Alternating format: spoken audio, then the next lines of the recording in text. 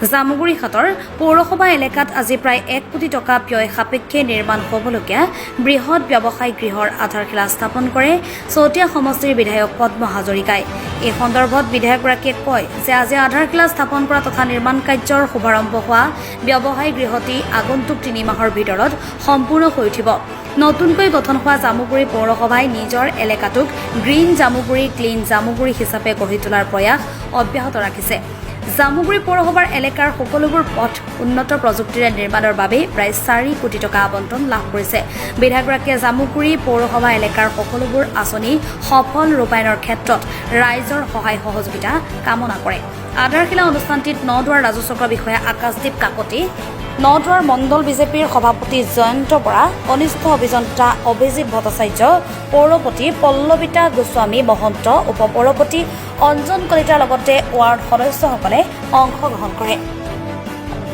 জামুগুৰি পৌৰসভাৰ কাৰণে এটা আনন্দৰ দিন যে আমাৰ সপোন এটা আছিল যে ইয়াত ASTG যিটো পুৰণা ঘৰ আছিল সেই ঘৰটোৰ ঠাইত এটা সুন্দৰ মাৰ্কেট ছেট বনোৱা আৰু পৌৰসভাৰ ফালৰ পৰা সেই মাৰ্কেট ছেট বনাবৰ কাৰণে ASTC যি পাৰ্মিশ্যন ল'ব লাগে লোৱা আছিল।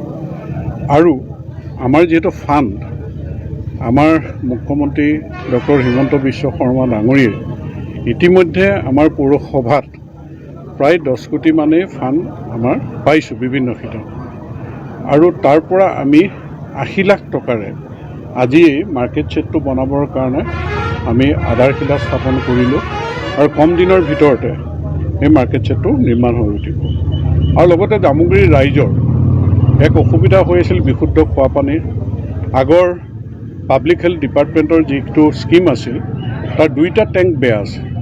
এতিয়া আমি পৌৰসভাৰ ফাণ্ডৰ পৰা এটা টেংক ইতিমধ্যে সম্পূৰ্ণ হৈছে বনোৱা, দ্বিতীয়টো টেংকৰ ৰিপেয়াৰিঙৰ কাম চলি আছে, সেইটো কম দিনতে সম্পূৰ্ণ হ'ব। আমি আশা কৰিছোঁ যে 15 আগষ্টত আমি জামুগুৰি পৌৰসভা এলেকাত প্ৰতিঘৰ মানুহলৈকে বিশুদ্ধ খোৱা পানী দিয়াৰ ব্যৱস্থা কৰিব পাৰিম বুলি আমি আশা কৰিছোঁ। আৰু লগতে ড্ৰেইনেজৰ কাৰণে আমাক পইচা দিছে, ৰাস্তাৰ কাৰণে আমাক পইচা দিছে, শ্মশানৰ কাৰণে আমাক পইচা দিছে, ডাম্পিং গ্ৰাউণ্ডৰ কাৰণে আমাক পইচা দিছে, যে সকলো আমি উন্নয়নৰ কাৰণে যিখিনি বহুতে অপপ্ৰচাৰ কৰিছিল যে পৌৰসভা হ'লে মানুহে টেক্সহে দিব লাগিব, উন্নয়ন একো দেখা নাপায়। এতিয়া মানুহে টেক্স দিব লগা হোৱা নাই, কিন্তু প্ৰথমতে মানুহে উন্নয়ন দেখা পাইছে। গতিকে আমি আশা কৰিছোঁ নিৰ্বাচনৰ সময়ত যিটো প্ৰতিশ্ৰুতি আছিল ক্লিন জামুগুৰি গ্ৰীণ জামুগুৰি, এই প্ৰতিশ্ৰুতি আমি ৰক্ষা কৰিব পাৰিম। আৰু লগে লগে 5 বছৰৰ কাৰণে আমাৰ এটা পৰিকল্পনা, এই 5 বছৰতনো কি কি কাম কৰা হ'ব চৰকাৰে ইতিমধ্যে দাখিল কৰিব দিছে। আমাৰ প্লেনিং, আমাৰ প্লেন এষ্টিমেট সেইখিনিও আমাৰ দাখিল কৰা হৈছে যে আমি এই পৌৰসভা এলেকাটো সকলো মানুহক যাতে তেওঁলোকৰ মৌলিক অধিকাৰ তেওঁলোকে পায়, চৰকাৰৰ প্ৰতিটো আঁচনি যাতে তেওঁলোকে লাভ কৰিব পাৰে।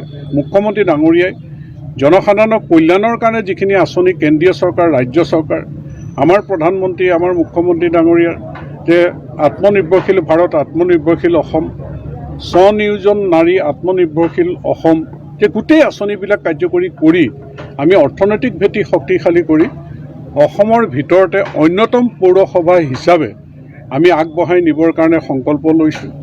আমাৰ পৌৰপতি, উপপৌৰপতি, ৱাৰ্ড কমিশ্যনাৰ। জামুগুৰিহাটৰ পৰা চন্দন শৰ্মা ৰিপৰ্ট, আছাম নিউজ।